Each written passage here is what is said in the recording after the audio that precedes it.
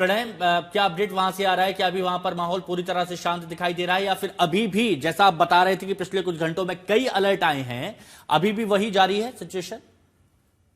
देखिए, अलर्ट्स का सिलसिला या अलर्ट्स का आंकड़ा तो ज़रूर मौजूद है। हालाँकि अभी जब से मैं आपके साथ पैच्ड हूँ, तब तक उस दौरान तो कोई सायरन नहीं बजा है। लेकिन हाँ, रिपोर्ट ज़रूर आ रही है कि 3:30 बजे यानी भारतीय समय के अनुसार करीब 6 बजे जो धमाका हुआ था, उसके बाद 2 लोग जो हैं घायल हुए हैं और जो क्लस्टर एम्यूनिशन का इस्तेमाल हुआ था, उसके कारण जो बॉम्बलेट्स गिरे हैं, उससे कुछ लोगों को इंजरीज़ हुई हैं, कुछ लोग घायल हुए हैं, उनको मेडिकल इमरजेंसी में पहुँचाया जा रहा है और साथ ही असेसमेंट किया जा रहा है कि और किन-किन इलाकों के अंदर रिपोर्ट्स आ रही हैं, नुकसान हुआ है। तो ये सारी घटनाक्रम, ये जो धमाके हैं, ये सीज़फायर के ऐलान या सोशल मीडिया पोस्ट के बाद हुए हैं। ठीक है, अब हमारे साथ में रक्षा विशेषज्ञ भी जुड़ चुके हैं, major general Vishambar Dayal ji. Sir, बहुत खुशखबरी है देशवासियों के लिए, दुनिया के लिए, क्योंकि बहुत लंबे वक्त से ये युद्ध खिंच रहा था। बड़ी परेशानियां हो रही थी, तेल से लेकर महंगाई से लेकर कई देश दो चार हो रहे थे, लोग परेशान हो रहे थे, लेकिन अब कुछ राहत की खबर आई है। आप इसे किस तरह से देखते हैं? और जो बड़े बड़े दावे किए जा रहे हैं कि ईरान कह रहा है कि हम जीत गए, अमेरिका कह रहा है कि हम जो चाह रहे थे वो पूरा हो गया, कौन जीता, किसको क्या हासिल हुआ?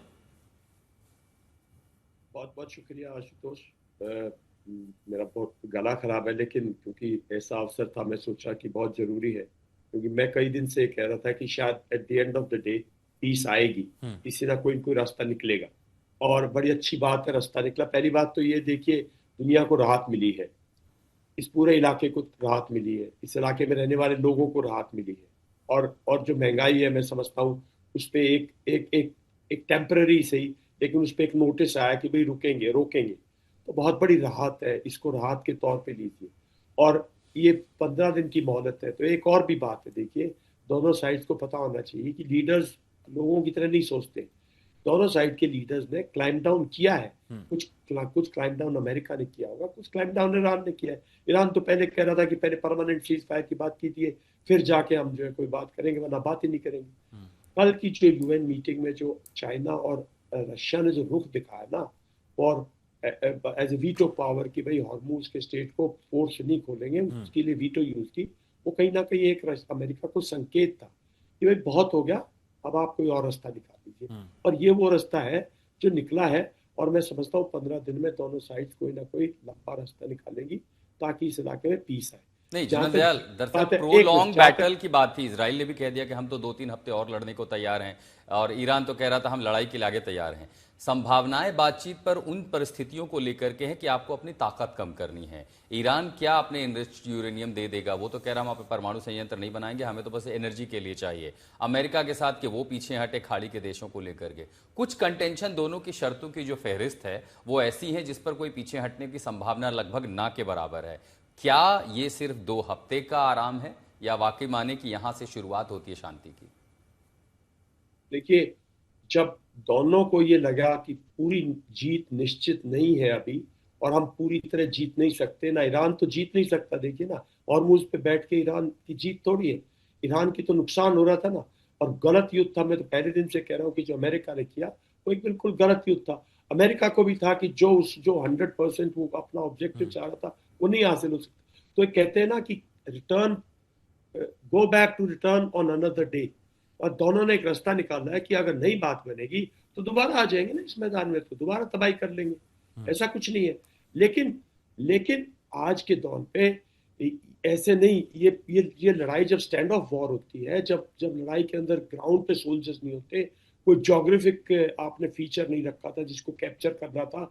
अगर कोई जोग्राफिक फीचर होता, मान लो एक जोग्राफिक फीचर सिर्फ हॉर्मूज होता, और हम कहते कि जब हॉर्मूज पे कब्जा हो जाएगा, जिसका झंडा लग जाएगा, वो जीत जाएगा। लेकिन वो जोग्राफिक फीचर नहीं है ना, वो तो एक इकोनॉमिक चोक पॉइंट बनाया सर, लेकिन पहला ऑब्जेक्टिव यहाँ फीचर किसी को कैप्चर नहीं था, पहला ऑब्जेक्टिव था रिजीम चेंज, वो तो हुआ नहीं। तो वो कंड्यूट भाई 50 लोग मर गए।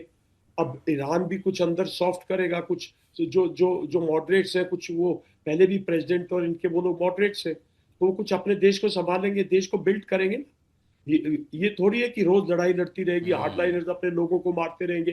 अरे 3-4 साल लगेंगे ईरान को अपने आप को बनाने में।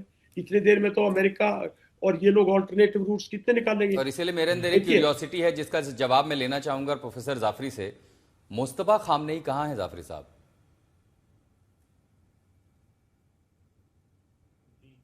देखिए, मुश्तबा खामेनेई साहब जहां हैं वहां पर जो जिनको उनको जहां होना चाहिए वहां हैं, और वो सिक्योर हैं। इस वक्त उनकी सिक्योरिटी ईरान की आवाम के लिए ज्यादा इम्पोर्टेंट है, और उनकी सिक्योरिटी को सब इंश्योर कर रहे थे कि हमें एक ऐसी दुनिया में रहते हैं जहाँ इलेक्ट्रॉनिक्स और इलेक्ट्रिकल डिवाइसेस के थ्रू एनिमी के पास इंफॉर्मेशन का पहुंचना बहुत आसान है।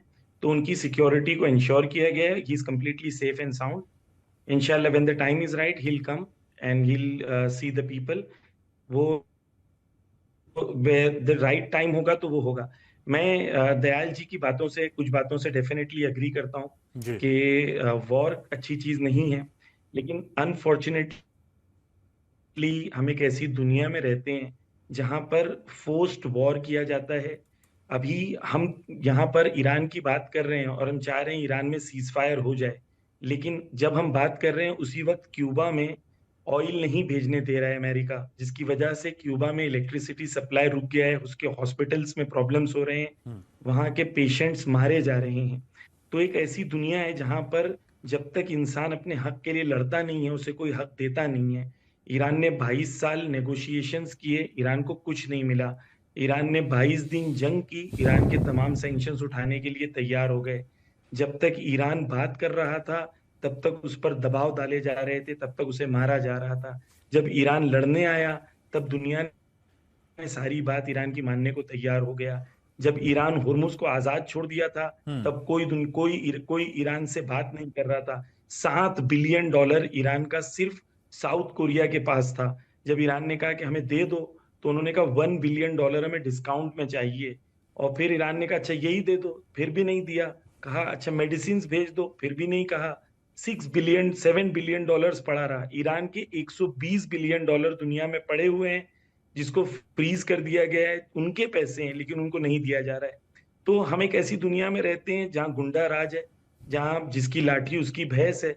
इस दुनिया के अंदर गांधी की दुनिया होती, बौद्ध की दुनिया होती, जहां पर नैतिकता मोरालिटी हजरत मोहम्मद की दुनिया होती, जहां पर नैतिकता मोरालिटी की बुनियाद पर इंसान एक दूसरे से वार्तालाप करता, तो एक अलग दुनिया होती। अनफॉर्चुनेटली नहीं तो प्रोफेसर जाफरी साहब, आज की आपने कहा दुनिया वो जिसकी दुनिया लाठी नहीं। उसकी भैंस वाली दुनिया है, लेकिन लाठी तो ईरान की तरफ से भी खूब चलाई गई है।